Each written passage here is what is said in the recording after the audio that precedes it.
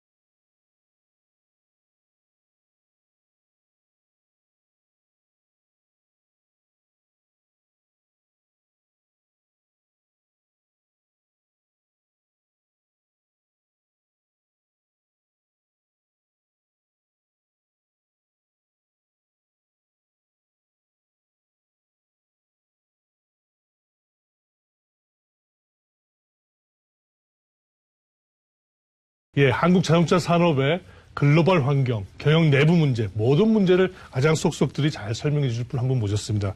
서울대학교 경영학과의 김수욱 교수님 모셨습니다. 안녕하세요. 안녕하십니까. 이 자동차 산업 학회장을 또 특히 맡으셨기 때문에 애정과 관심이 특별히 많으시죠? 네. 네네. 지난번에도 한번 모시긴 모셨었는데, 그때도 걱정하는 얘기를 많이 했었습니다. 네. 그 사이에 더 나빠진 것 같아요. 최근에 3분기 실적 보니까, 네. 이거 놀라울 실적이에요. 이렇게까지 수익성이 쭈그러들었나 하는 싶습니다. 네. 어느 정도입니까? 당초 이제 3분기 예상 한 9천억 원 정도였는데, 그 3분의 1 수준인 2,800억 원으로 전망에 훨씬 못 미치는 그런 실적을 거뒀습니다. 이건 네네. 이제 전년 동기 실적인 1조 2천억 원에도 뭐 훨씬 못 미치지만 2010년 이후 최악의 실적이라는 면에서 네, 네.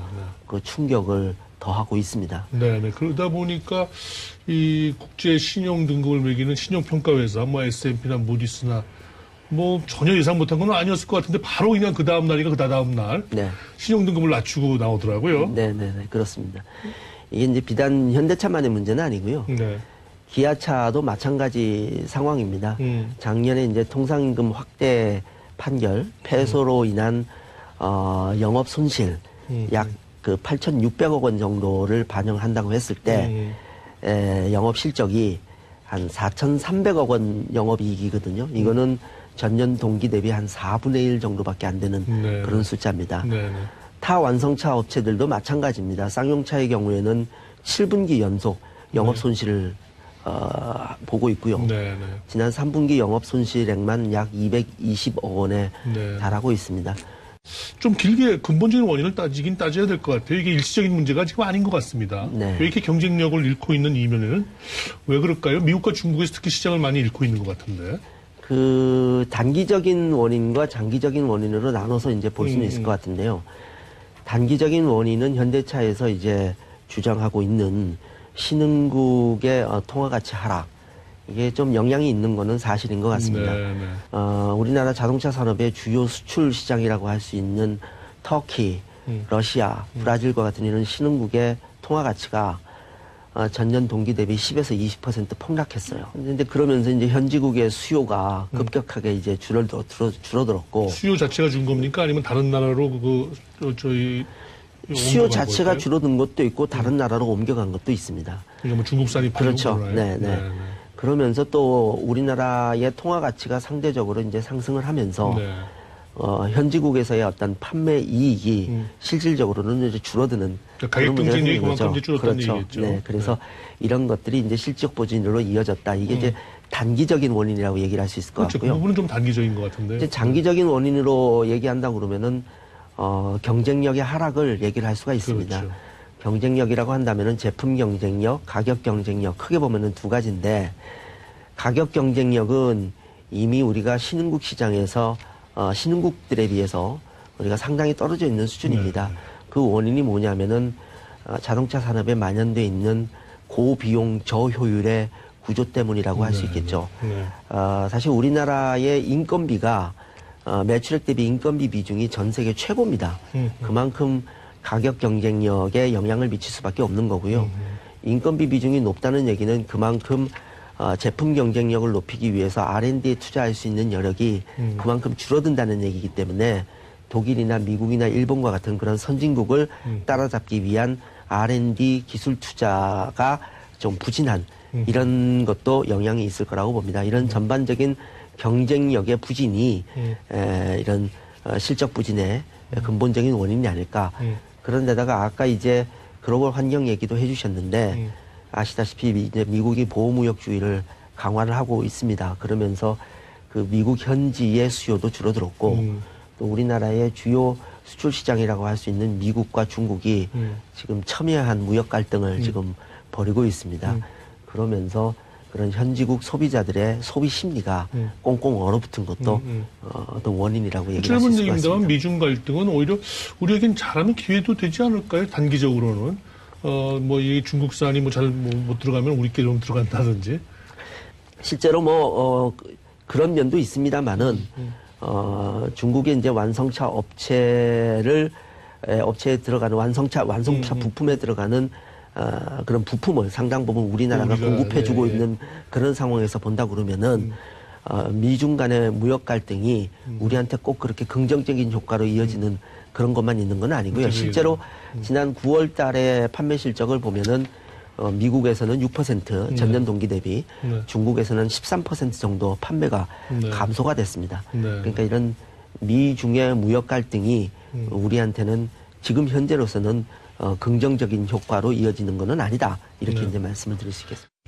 참 안타깝게도 지난 3분기 실적이 참 아쉽다라고 하는 그런 발표가 있는 그 즈음에 한 사흘 전에 노조가 역대 최대 규모의 해외 연수를 떠났어요. 그렇습니다. 뭐 이미 예정된 거니까 이걸 갖고 시점 갖고 뭐라고 할 건 아닙니다만 조금 한가해 보이긴 합니다. 이 노조 탓만 하면 또 노조가 좀 억울해하긴 하는데 이 현대자동차 노조 좀 과한 걸까요? 소위 말하는 규정 노조 맞습니까? 뭐 말씀하신 것처럼 사흘 전에 3, 4분기 실적을 발표하기 사흘 전에 이제 대규모 이제 해외 연수를 떠났는데 명분은 해외 공장의 운영 실태 학습이 이제 명분이고 이거는 지난 2002년부터 사실 이제 노조의 요구로 지속적으로 이루어져 왔던 그런 행사입니다. 매년 그런 성과에 상관없이 사실은 이제 진행해 왔던 그런 행사인데 어떤 면에서 보면 지금과 같은 어려운 시기에도 이런 연수를 과연 갔어야 되느냐 이런 부분에 대해서는 논란의 여지가 많은 거는 사실인 것 같고요. 성과에 관련 없이 되고 하지만 사실 부분적으로 처음에 이제 성과에 대한 하나의 보상으로 간 거 아니었겠습니까? 네, 그렇습니다. 네. 그럼에도 불구하고 이렇게 연수를 강행할 수밖에 없었던 그런 이유는 역시 그런 현재 노사 간의 어떤 첨예한 갈등 그리고 대립적 노사 관계의 영향이 굉장히 크다라고 봅니다. 자동차 산업 같은 경우에는 아시다시피 노사 분규가 거의 정례화되어 왔습니다. 그래서 매년 한 3에서 5%씩 인건비가 상승을 했었고요. 그리고 이런 대립적 노사 관계가 협력적 노사 관계로 바뀔 수 있는 계기가 한 차례 있었습니다. 1998년 IMF 위기 때 그때 이제 사실은 노사가 서로 공감대를 형성해서 회사를 살리기 위해서 이런 협력적 노사 관계를 구축할 수 있는 그런 찬스가 있었는데 그때 이제 사측에서는 단기적인 그런 처방에 급급해가지고 어떤 의미에서 보면은 그런 구조조정을 통한 위기 탈출이라고 하는 그런 방법을 이제 활용을 한 겁니다. 그러면서 기존의 어떤 대립적인 노사관계가 더욱더 악화된 그런 면이 있고요. 그게 지금까지 계속 이어져 오면서 사측은 사측대로 노조의 눈치를 볼 수밖에 없는 그런 상황이 됐고 이것이 이제 지금처럼 생산성이나 성과에 상관없이 노조의 어떤 요구에 의해서 지금과 같은 이런 해외 연수를 떠나게끔 만들어줄 수밖에 없는 그런 배경이 되는 거 아닐까. 뭐 이면을 보면 노사 간에 결국은 신뢰의 문제가 있을 것 같은데요. 근데 최근에 이 광주형 일자리 놓고 서로 대립을 하는 걸 보면 국민들 입장에서는 좀 안타깝습니다. 지금 일자리 문제가 사실 전 국민적 또는 한국 경제 전체의 문제인데 이거 하나 풀어볼 수 있는 좋은 솔루션이라고 우리가 생각을 했는데 이거 어떻게 봐야 될까요? 광주형 일자리 문제는 이제 광주광역시가 사실은 일자리 정책의 일환으로 추진하고 있는 거고요. 아시다시피 이제 광주광역시와 현대차가 합작으로 광주에 이제 공장을 설립하고 장기적으로는 현대차 이외에 다른 완성차 제품도 위탁을 받아서 생산할 수 있는 그런 기반을 마련하는 그런 정책이죠. 네. 그래서 이를 위해서 이제 광주광역시는 그런 합작법인 직원들에게 네. 다른 완성차 업체의 완성차 업체 직원들이 받는 임금의 절반 수준인 한 4천만 원 정도의 평균 임금을 책정을 하고 대신에 다른 다양한 복지 혜택을 줌으로써 실질적인 생활 수준을 높이겠다라고 하는 네, 네. 그런 정책이죠. 이게 이제 실현이 되면은 광주광역시 입장에서는 당연히 일자리 창출도 되고 또 지역 경제 활성화도 이제 거둘 수가 있는 거고요. 그리고 현대차 입장에서는 그동안에 이제 만연됐던 고비용의 그런 구조를 줄일 수 있다는 그렇겠죠. 측면에서 아주 실험적인 그런 일자리 모델이라고 볼 수는 있습니다. 네. 근데 이제 이게 이제 결국은 노조에게는 노조에서는 이걸 이제 반대를 하고 있는 네. 그런 상황인데요. 노조가 반대하는 거는 이제 명목상으로는 그렇습니다. 이게 이제 일종의 정부의 포퓰리즘 정책이다. 그러니까 이제 일종의 가시적인 성과를 만들고 호남 지역의 패권을 차지하기 위한 그런 포퓰리즘 정책이다라는 그런 주장을 하고 있습니다만은 네. 실질적으로는 이런 광주형 일자리가 성공을 거두게 되면은 노조의 실질적인 생산 기반이라고 할 수 있는 울산시가 약화가 되는 것이고 약화될 거다. 그러면서 이제 노조의 어떤 협상 요구의 명분이 약화가 될 거다라고 하는 그런 우려가 강한 게 아닐까 하는 그런 생각을 좀 해봅니다. 뭐 안타까운 현실입니다만 하여튼 뭔가 좀 솔루션을 찾았으면 좋겠는데요.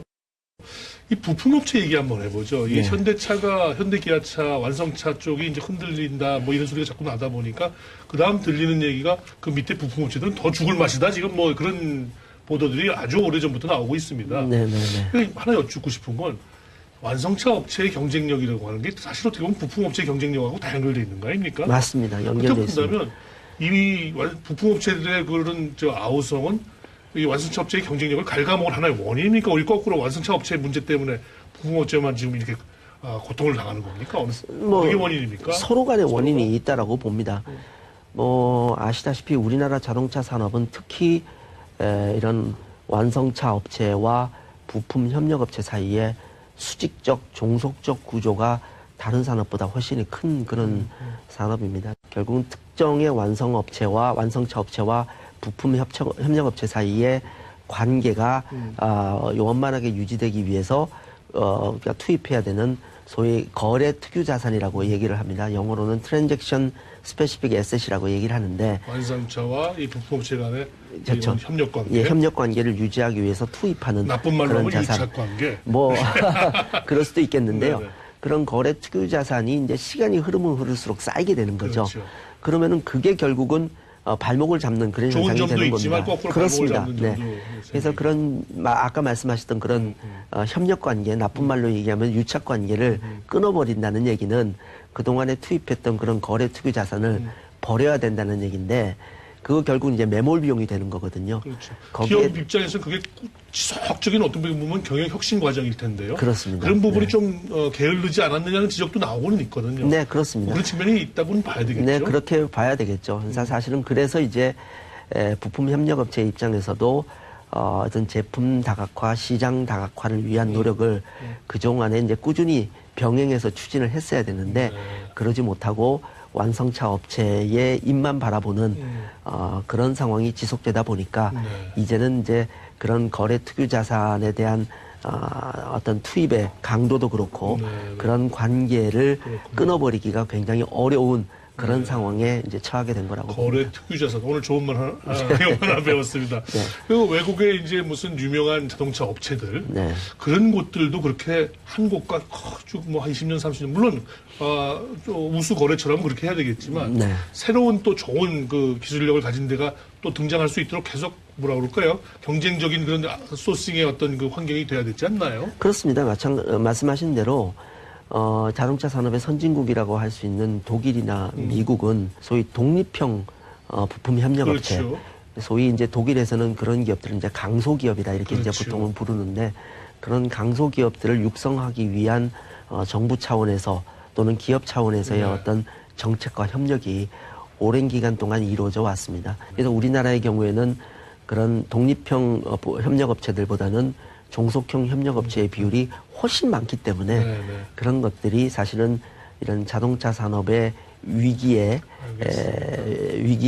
이제 생겼을 경우에 거기서 탈출하기가 어렵게 만드는 하나의 어떤 원인이 네네. 되고 있다 이렇게 이제 말씀을 드릴 수 있죠. 그 부분은 노 쪽에 더 원인을 찾을 수 있습니까? 사 쪽에 원인을 찾을 수 있습니까? 그런 식의 종속형 부품업체의 강고한 관계는.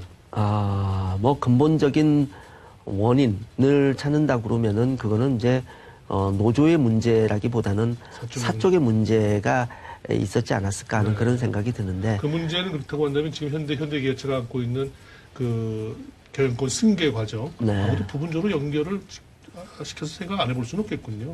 뭐 그런 부분이 일부분 있을 거라고 봅니다. 네. 예. 그래서 이제 예를 들어서 뭐 현대기아차 또는 다른 완성차 업체의 임직원들이 부품 협력 업체에 이제 취업을 하면서 네.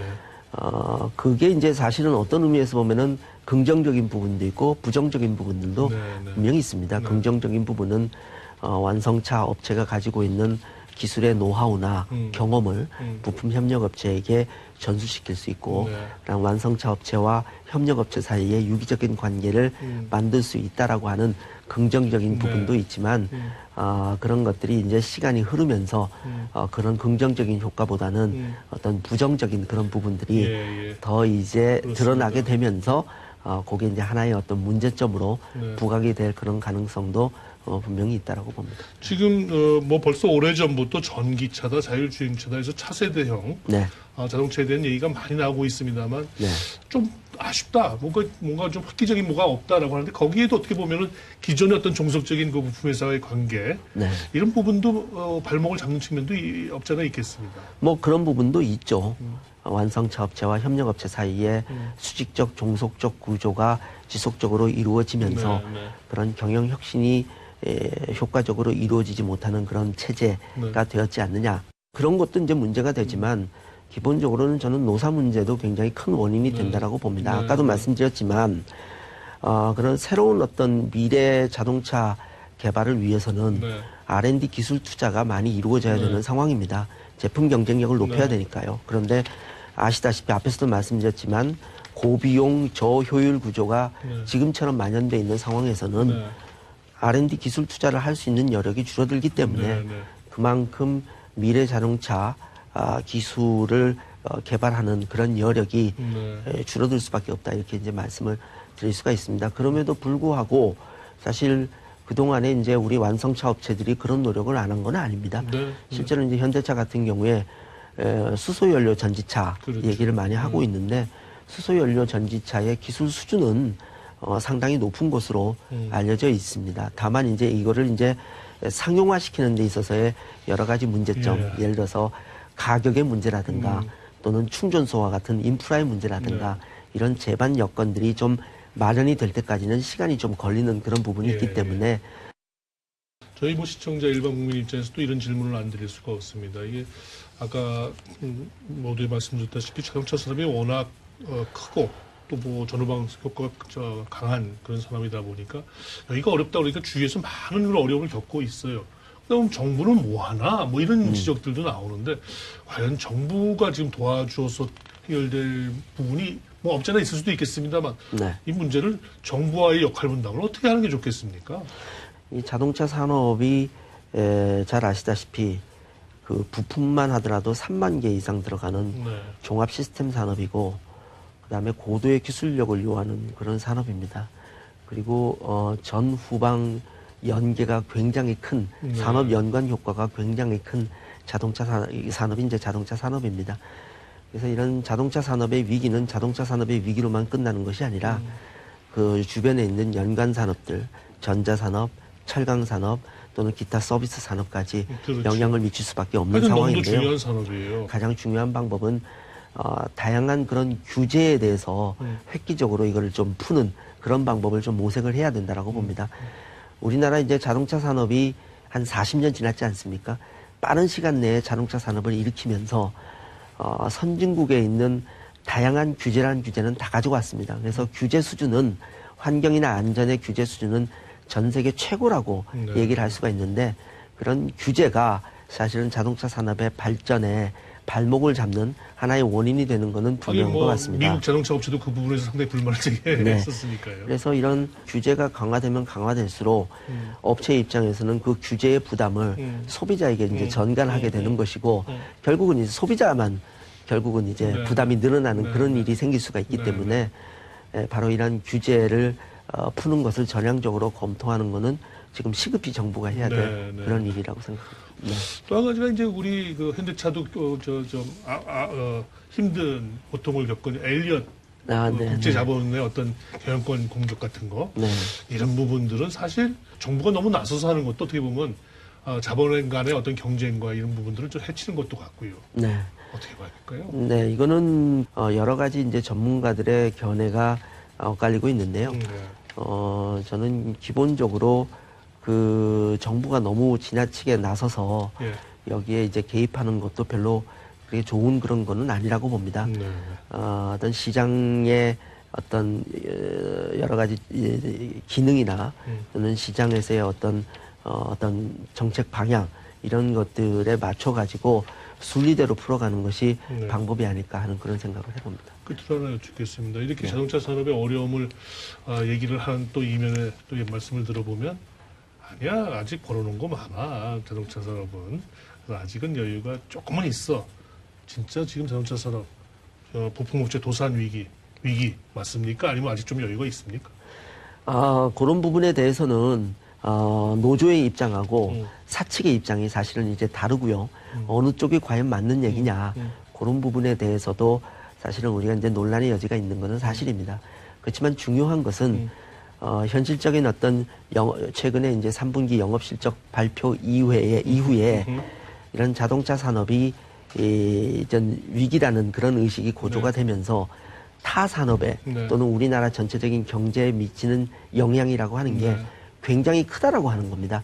경제라는 게 심리적인 그런 영향도 굉장히 크기 때문에 실제로 이게 자동차 회사들이 굉장히 어려우냐 이런 그게 사실의 여부를 떠나서 이런 실적 발표가 나왔다는 그 사실 그리고 그로 인해 가지고 어떤 심리적인 우려가 가중이 되고 있다는 그 사실이 우리 경제를 더욱더 어렵게 만드는 거고요. 바로 그러한 의미에서 지금은 어느 쪽 말이 맞느냐 이거를 이제 우리가 얘기하기 이전에 이런 우리 국가 경제 또는 전체적인 어떤 자동차 산업을 포함한 다른 연관 산업의 어려움을 극복하기 위해서 노사가 한 발짝씩 양보하면서 해법을 찾아나가는 그런 환경 조성이 그 어느 때보다도 굉장히 중요한 시기다 이렇게 이제 말씀을 드릴 수 있습니다. 자동차 산업에 대한 애정이 듬뿍 담긴 클로징으로 이야기했습니다. 네. 오늘 말씀 대단히 감사합니다. 고맙습니다. 네.